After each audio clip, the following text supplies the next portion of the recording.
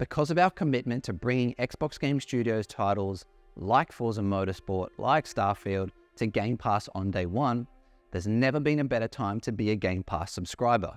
And there's a Game Pass option for everyone, with console Game Pass, PC Game Pass Ultimate, and now we have a new addition to the Game Pass lineup with Game Pass Core. As I'm sure you've already heard, we are updating Xbox Live Gold, and its new name is Game Pass Core. So what does that mean? If I have Gold, do I need to change anything? Do my existing games go away? Do I need to change my payment details or anything like that? Am I ever going to have time to explore over 1,000 worlds in Starfield? Well, the answers are no, no, no, and hopefully yes. If you're a Gold member, you don't need to change anything.